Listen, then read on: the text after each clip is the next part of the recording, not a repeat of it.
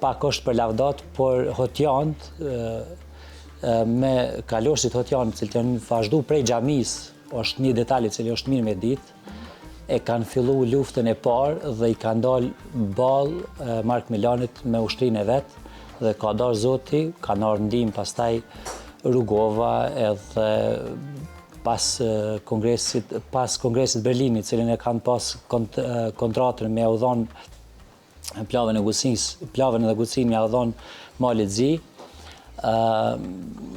Lidhja Prizrenit e ka bë atë bujën e vetë dhe shqiptarët kanë tregu një lloj unitetit dhe prej aty e kanë mposhtë Mark Milanin ose ushtrinë e Mark Milanit. Pastaj këtu kanë fillu masakrat e mëdha. Domethënë, pas triumfit që kanë bërë në Nokshec, atëherë kanë fillu masakrat. Kanë kalu një 10 vitëshi, cili quajt Plava dhe Gucia shtetën veti. Pastaj kanë fillu masakrat, kanë hy Mali Zi ose Kralevina asaj kohë cili kanë thonë, 912 ka qenë masakra, 914 ka qenë përsëri masakra në Plavë, pastaj 918, 19, kështu me radhë, edhe ka pas edhe kryqëzimet.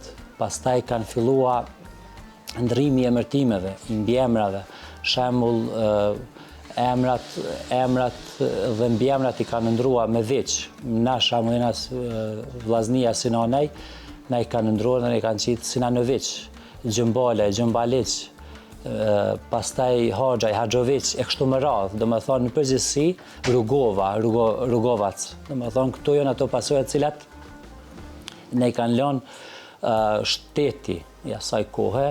Mirë po falë Zotit, me kalimin e kohës, ajo është te kalu dhe na kena mbjetua.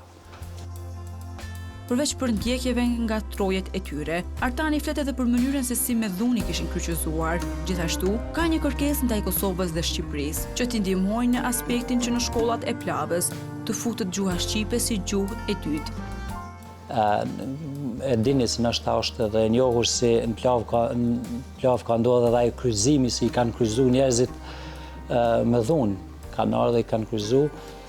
Një prej rasteve nështë është pak më interesant me përmend, njerëzit sa kanë pas bindje fetare të asaj kohe, kur ai popi, i cili o kon ka e kryqëzon filan njerin, i ka thonë ai gutu, ka thonë kryqëzom, kryej atë punën tote, edhe se mu miku i ke ndija. Domethënë këta edhe pse kanë kryer atë, po, domethënë këta kanë qenë detyruar